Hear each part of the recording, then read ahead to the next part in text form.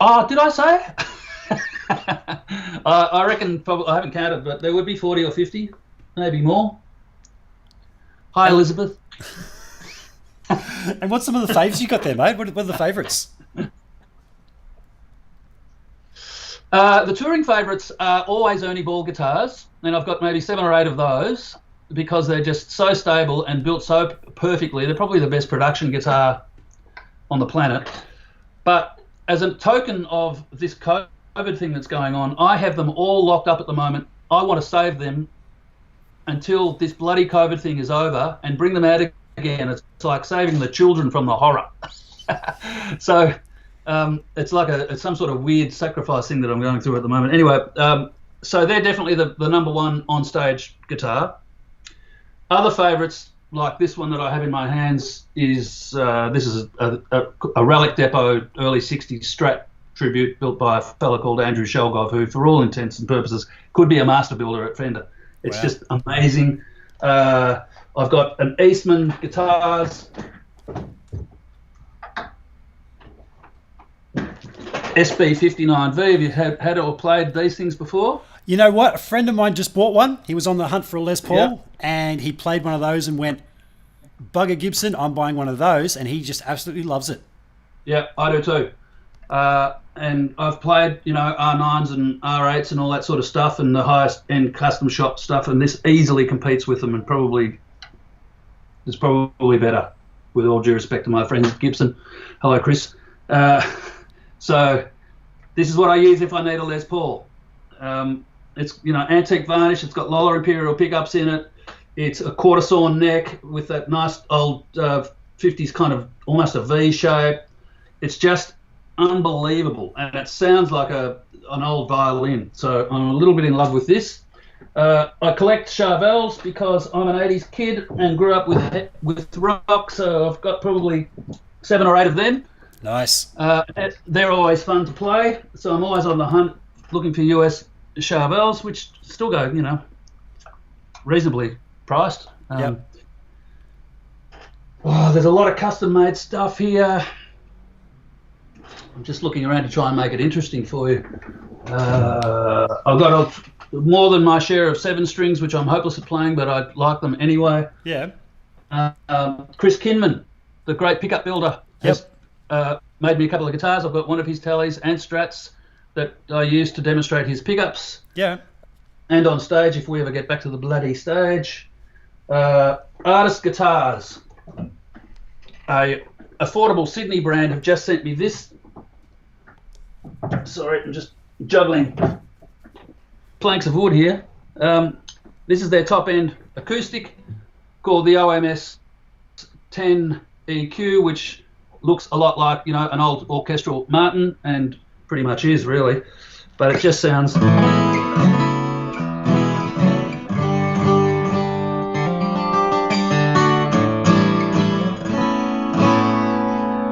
I love it. It sounds like it needs a tune. But, yeah, this is their top-end stuff, $1,000 bucks. Nice. Yeah, it is very extraordinary. I was astounded when I opened it up and played it. I couldn't believe it. And I've got an OM28, a real one here. Yeah. And $1,000, Jesus.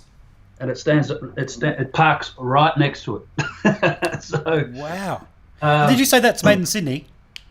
No, that's Artist Guitars are a Sydney-based company, and it's this is probably not made in Sydney. I don't know where it's made, to be honest. I would imagine it's made in a very high-quality factory like that Eastman Guitars, somewhere in Shenzhen or Beijing or one of the capital cities of China. But it doesn't matter. As long as the quality is there, I couldn't care if it came from, Mars. And in this one, the quality is definitely there. Yeah, lots of fun stuff. Some old... I don't have any vintage stuff because I've always been a bit of a utilitarian. What's the correct word? I'm trying to think. I think that was it. Yep. They're just tools for me. Yeah. But if there's a certain spanner I like, like Charvels, excuse me, that have a certain feel, like this guy, for instance. Oh, look at that! Look at that! Nice one. This is one of the first production US models from 2009 when they released them in batches, from about 2000, late 2007 through to 2010, I think. Yep. And they've, it's all about the neck with the Charvels. I mean, really, they're hot rodded fenders, but the necks are just bullshit crazy good. So and with the big frets on there as well, big jumbos. Big frets, wide nut, which is good for me because I always get caught up even on my beloved Ernie balls. That nut is just 1.5 millimeters smaller. Yeah. And these are quite wide. Yeah. I like the Floyds too. I mean, I'm an 80s kid. Yeah. Is that a floating Floyd or is that flush mounted? Floating Floyd, it'll go up about half a step. Yep. So, and it's light, which is good. It's about 3.2 kilos, which is, unusual. So I always favour light guitars because I had a bad back problem that put me in hospital.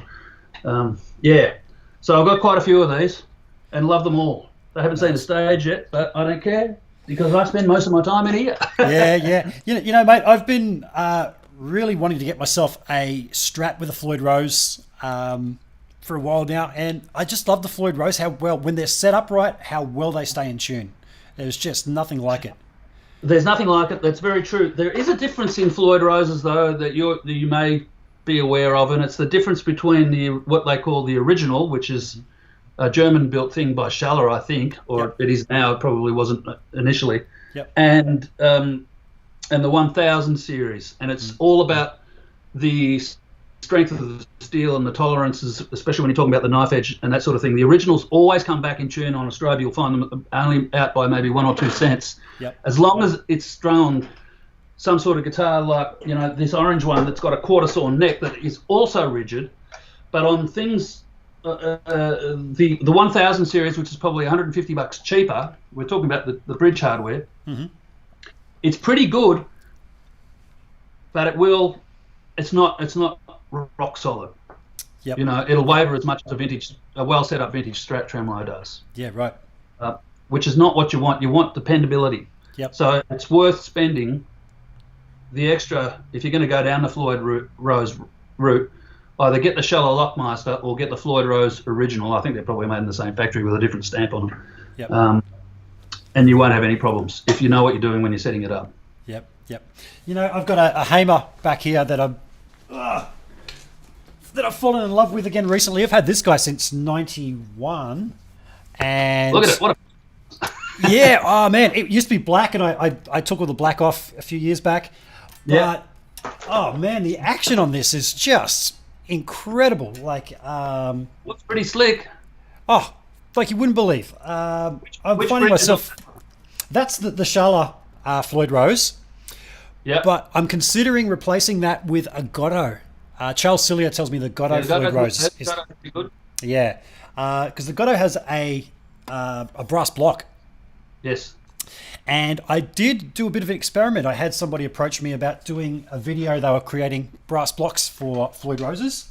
Yep. And they were saying it was going to be all about the sustain. So I said to him, mate, I'll do the video, but I'm not pulling your bloody guitar apart. You can use my kitchen as a workbench and you do all the pulling apart. Yeah. And we did all. Yeah. So we did the ABs, and there was absolutely no difference in sustain, but there was in tone. That struck us when we played it back. We both looked at each other and went, "Oh, hello! We weren't expecting that." It was the tone. Yeah. It was a lot. Is that describable? That difference? Yeah, just a lot mellower. The brass was a lot mellower. It didn't have that high end zing. So yeah. That could be something if you're, because it's all an alchemy, isn't it? Of what frets are you using, what wood are you using? It all sort of contributes. So I'm guessing that if you had a guitar and you thought, man, it's just a little bit too bright, too zingy, that brass block could make all the difference. Right. Okay. Well, I've never tried it. I do favour stainless steel frets if I can get them. They give you an extra bit of ting. They do. And I might get that one refretted. And get stainless put on there, only because it's a 30-year-old guitar now, and there's not much fret left. I've got the action so low on it, like 1 mil, and I do find it a bit hard to bend. It's a bit hard to get underneath them because the frets are so low. I bet it's not as low as Brian May's Red Special. He's never had that thing refretted since he built it in 68, 69. That's nuts. I know. We were talking about fret Fretboard Width. Now, I played in a Queen tribute band for many years, and so I had the Red Special copy and everything. And that had a wider nut than normal. And I kind of got used to that. It's about a 44, I think. Yeah. Now, apparently, his is even wider still, but if they were to use that on the production models, they said no one would buy the bloody thing. I probably would. I'll have to ask Greg Fryer about that because he built him a couple of spares that he still uses. Yeah. Yeah. You know Greg? Greg used to send me prototypes of treble boosters before he'd send them to Brian. So I haven't met him in person, but through emails over the years, and yeah. He's the guy. Yeah. I'll have to reconnect with him. It's been a few years. You know, it's funny, mate. We were talking before we went live about the train wreck of doing things live. I'm not sure what happened, but this actually dropped out for a while there, and I don't know how long it dropped out for, and I had to re-establish it. We've been live again now for about 12 minutes. Oh. Yeah, I'm not sure what happened, whether there was a dropout in the internet or which has happened. I went to do one of these with... yeah, we're good now. So I was thinking, there's nobody in the chat room. What's going on here? But as soon as I went, oh, fuck, it's dropped out. And I went back.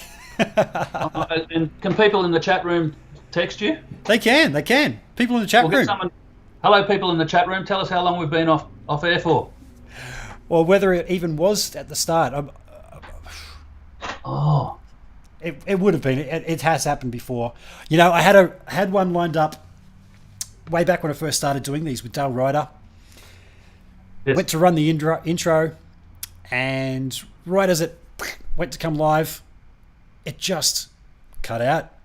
I lost him, I lost connection, and for a good half hour. And this was during the first run of COVID, and he only had a limited time. Because he was sharing the computer with his kids who were homeschooling at the time. So that was a bit of a write-off, that one. But yeah, not sure what happened, but that's cool.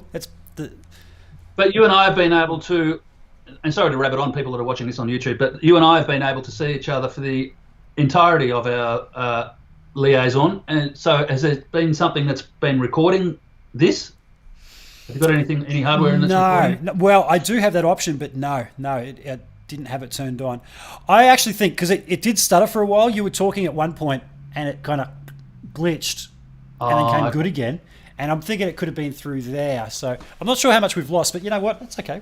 We're talking. I know you said you were limited on time. We're still at... It's probably at my end because my daughter Sadie is madly doing her year 12 in the room. Yeah. And we're all feeding off the same network. Anyway, doesn't matter. Yeah, no, it was only that I looked at the chat room and I went, hang on, there's usually people in there. So, folks in the chat room, if you've got any questions for Brett, please fire away.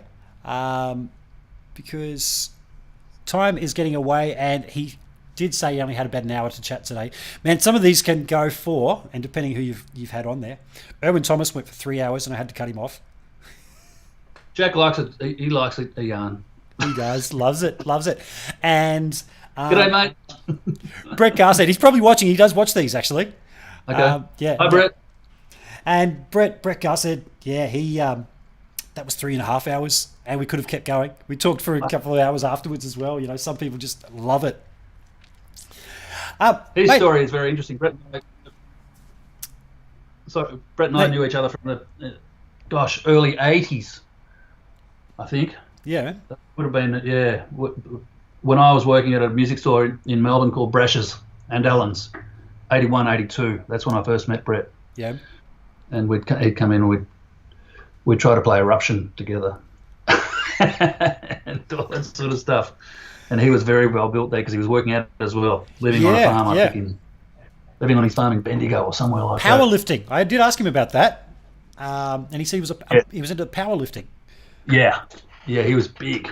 Yeah, and very friendly, and still is now. And we're still great mates. Yeah, isn't that amazing? That's great, mate. That's great. So, mate, talking about the gear demos earlier, how many do you spit out a week? Do you give yourself a quota?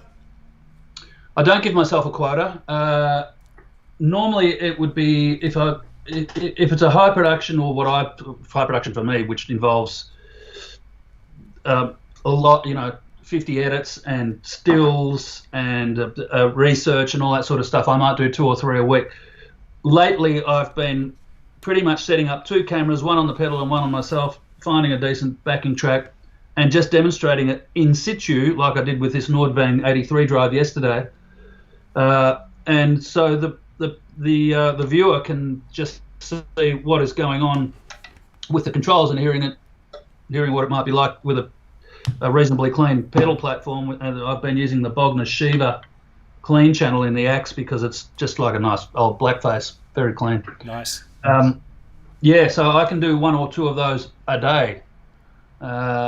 It just depends how involved it is. Things like this Zoom G11 that came in last week sometime, these are time intensive and really quite a pain in the ass because you've got to study them for 2 or 3 days to find out what their software architecture, how it works and how it all operates, and then find the best sounds, and then try to formulate some kind of video that you can condense down into 6 to 10 minutes, because really the attention span of a YouTuber is not very long. And even my own attention span, I don't care how good it is, it's 5 or 6 minutes, I'm gone because I've got too much to do. So yeah, it depends on the product really. This Maxon tube screamer, that won't take very long. But the Zoom thing will probably take days. So you know what? That's something that I find trying to learn gear. It's people don't give you credit for how long it takes to really learn a piece of gear. Oh yeah. The R&R is considerable. Yeah. Do you dedicate specific work hours for yourself to get such a prolific output? Do you go, okay, from 9 a.m. I'm in the office and I'll work through till 6 o'clock and then it's time off, or do you just do it as you feel? How do you structure your day? The typical day for me is I get up at about 8:30. I walk the dog. I have breakfast, read the news on the computer, and answer any international emails that I think are warrant answering. Most of them usually. And then I come out here at around 10:30, and I'll work fairly solidly with a half-hour break for lunch at 1 until maybe 4:30, where I walk the dog again just to get up and move and walk around and check the fences of the neighbourhood. I'm the cook here. So I cook dinner. Me and my 2 lovely girls, Elizabeth, my wife, and Sadie, my daughter, sit down and have dinner. And then at 7:30, I'm back out here and usually work through till 10 or 11 o'clock every day. Okay. And then I'll collapse with some really nerdy fantasy series on Netflix and get up again at 8 o'clock in the morning the next day and do it all again. And that's what I've been doing pretty much since mid-March when we got locked down. Yeah, right. And do you just dedicate weekdays to it, or do you do it all weekend as well, whatever it takes? Yeah, it's only really punctuated by Elizabeth, who I'm not sure whether you're familiar with, is my wife. Has a gardening entity, a gardening presence on YouTube and Facebook. She calls herself Garden Girl. Actually, I named her Garden Girl. She's an incredibly talented gardener and crafty sort of person. So I'm the cameraman and director and editor for all of that stuff as well, which I love doing because it gets me outside and puts us together and gets me away from, with all due respect to guitar stuff. So I can get out there and enjoy the garden and have a bit of fun with her. Yeah.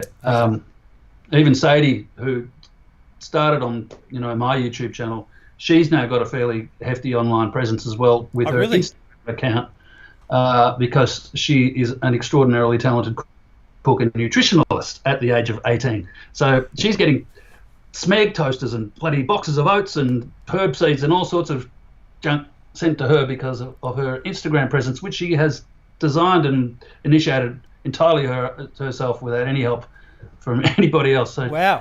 And yet you're the designated cook. You said you're the cook. Yep. I love cooking. I grew up with a lady called Samantha Gowing, Gowing's Food and Health, Food and Health. Sorry, Sammy, I've forgotten the name.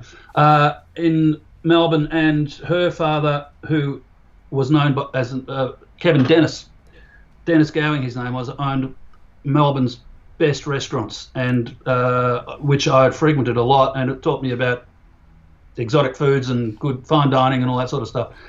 In the very early 80s, we're talking, and the love of all that has stuck with me. So I cook every night, and actually now Sadie's begun to as well. Okay. So yeah, that's fun, and that's a nice thing to do at the end of the day or in the middle of my day, I suppose. For a couple of hours, and takes your mind off things, and it's kind of therapeutic. And we have a glass of plonk, and then I come back out here and start again for 4 or 5 hours until I've had enough. Yeah, right. So when you say you take some time out to go walk the dog, do you find yourself coming up with ideas for what you're going to play? Yeah. Because I can relate to that. Walking is definitely the single most stimulating pastime for me, as far as creativity goes, for sure. Yeah, same. It just puts you in a different space. I don't know what it is. A few people have said that, and I can't agree more. So, yeah, I appreciate it on that level as well, because it's almost a problem-solving pastime as well as being creative. Yep. All of my creative stuff for Garden Girl channel as well is all done usually or thought about or conceived when I'm out there walking a little black dog. Yeah. I try and write a tune that sort of showcases a piece of gear, and trying to come up with a solo for those things. I'll come up with the parts, all the rhythm parts and everything here, but then just go for a walk, try and tune out from it, and I've undoubtedly got that tune stuck in my head, and without thinking about it, subconsciously I'll start hearing melodies over it and go, oh, yeah, okay, I'll go that direction. So I totally relate to that. Yeah, that's good, because it removes you from the physical, and sometimes in the physical you can get stuck in those boxes. And if you're out there, the physical is no longer a boundary. It's all about your imagination. And so if you can imagine a tune, as you've said you often do when you're creating a solo. I'm a shit soloist, but I try to do the same thing. Firstly, sing some sort of tune in my head, and then translate it to the guitar, which is what I used to teach my students to do as well when I was teaching it. Yeah. One point, and that opens up that makes their creativity flower a bit more, because they're not constrained to physical possibility. They're opened up by mindfulness. Yeah, absolutely.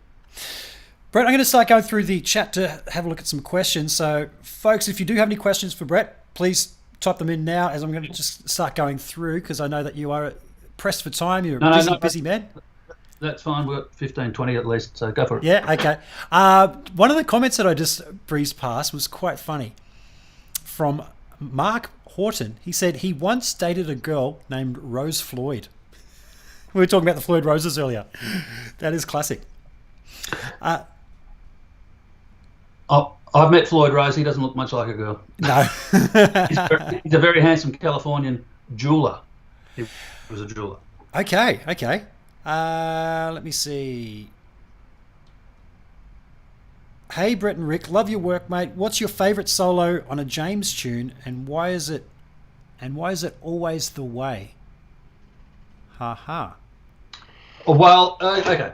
I like your pun. Always the Way was played by Jeff Scott, who's a great mate of mine. Played on the Bengals stuff too. Jeff lives in Los Angeles. That's a nice big soaring solo. I've kind of appropriated that and turned it into a David Gilmour solo on stage whenever we do it. My favourite solo on any James Rain recording would be the solo from Motors to Fast, which was a single in the mid-90s or the early 90s.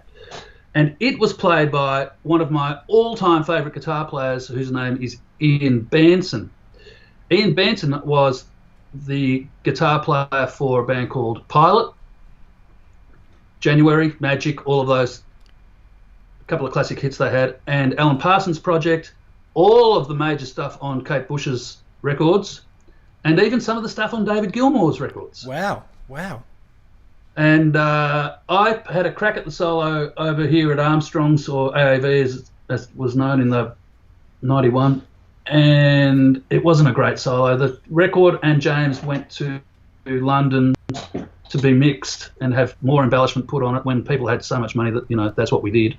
And Ian Benson was next door, I believe, and came and dropped that. Have a listen to it. It's just crazy and quite unorthodox. And every night I have to play it, and every night I have to really concentrate to make sure I don't bugger it up. Yeah. So yeah, that's my favourite. Did you play on any of James' records yourself? Yes. Yeah, I did 2 or 3 albums. Most of the live stuff.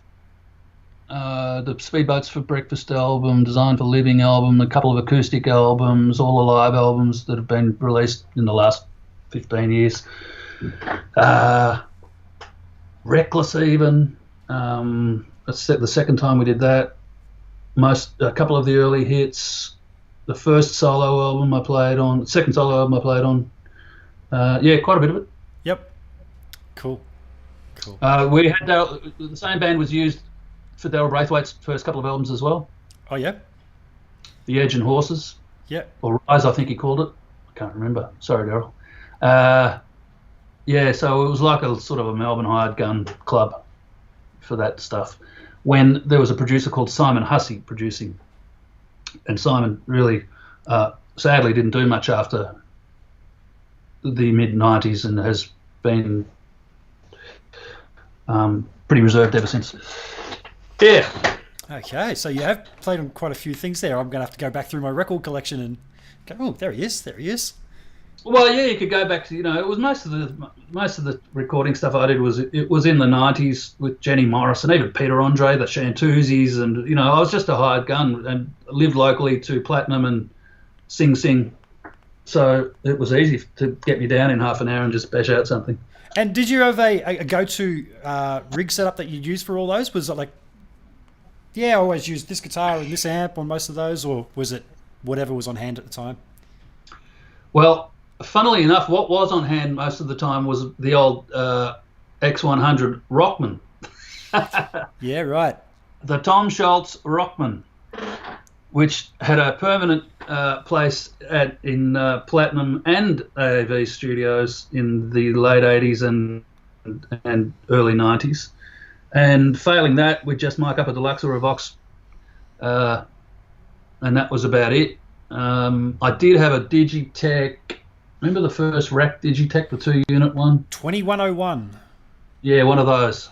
I was one of the first people to embrace that technology, which I guess has actually led me to embrace all of this other stuff that I've got sitting in front of you, the fractal gear and all that crap. Yep. So we used that a little bit. But, yeah, I remember a producer called Kevin Beamish who was brought in to do the last Uncanny X-Men album, which is called What You Give Is What You Get. And he'd just come off a huge success with REO Speedwagon in the States because he's a Californian. And the only thing we did that entire album with was a Rockman.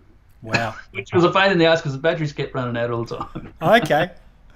My friend's got one. I might have to borrow it off him and compare it to the new IK Multimedia Joe Satriani pack for Amplitube.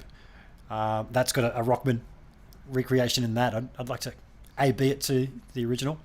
Okay. I've done some tone matches for Fractal Audio of Rockmans. A couple of us have actually. They're out there on the... If you've got a bit of Fractal gear there, you'll be able to download it and check it out. It's pretty close. I think some Fractal gear is in my future, definitely. Did you ever go down this road, mate, with ADAs and Marshall JMP1s, those kinds of things? I never had an ADA, but I've done a lot of work for the fellow who invented that with his flanger and his cab sim. And David, God, I can't remember his surname. Isn't that terrible? I haven't spoken to him for about 3 years. But no, I never owned one of those. We did use the JMP, the rack for a little bit, but mostly I just ran the circle leads.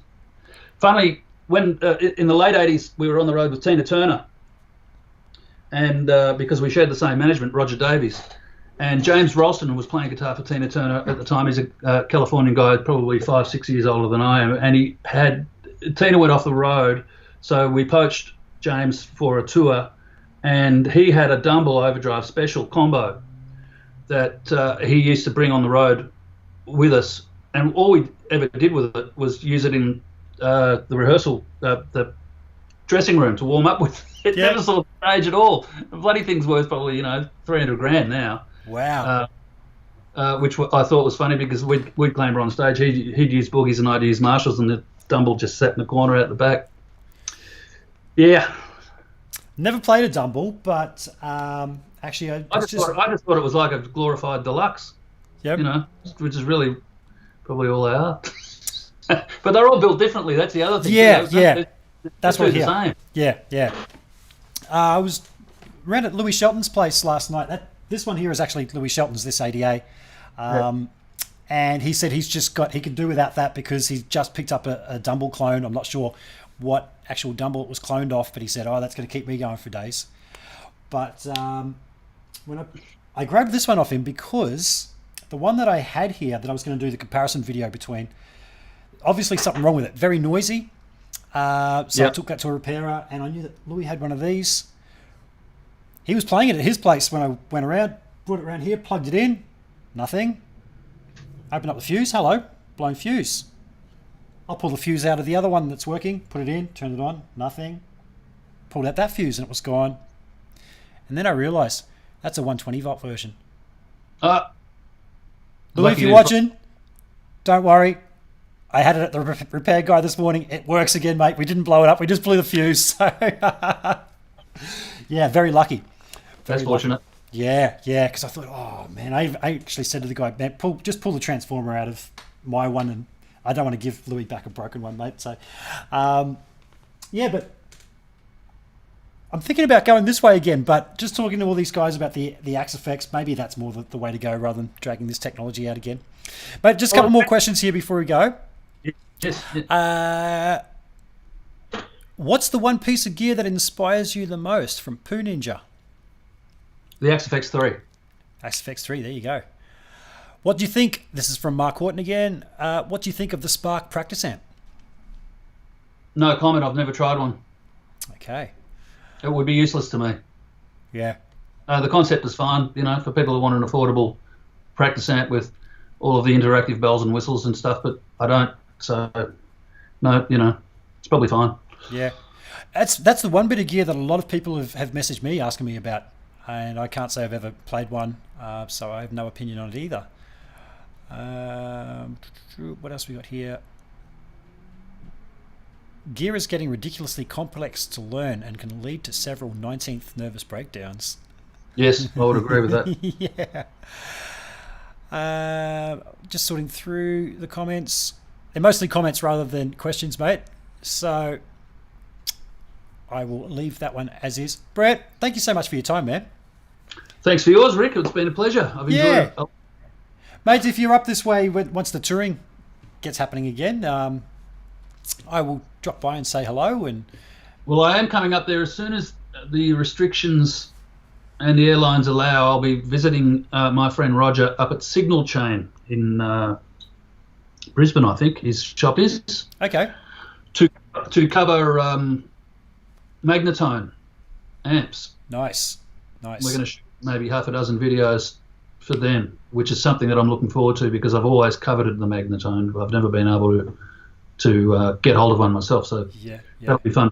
The way things are going, I don't reckon it'll be much before October. Yeah. However, I look forward to that day. Awesome. Hey, folks, I'm going to hit the magic button. Brett, you're asking about my little controller, and I've got a little end screen thing here. I can assign different things to this, and one thing that I did have on here was start broadcast originally, which once I have started broadcast turns to end broadcast. Yes. I took that one off after the Thomas McRockland episode because as I was talking to Thomas, I fumbled this in my hands and ended the broadcast. So I don't know what happened at the start of our one, mate, whether that was human error or whether it was a glitch in internet. But I did take that one off here, so that didn't happen anymore where I would end a broadcast on anybody. But I do have this little button right at the end here that says end screen. When I hit it, this magic little logo comes up and it all ends. So ciao, folks. Thank you. Thanks, Brett. Sayonara.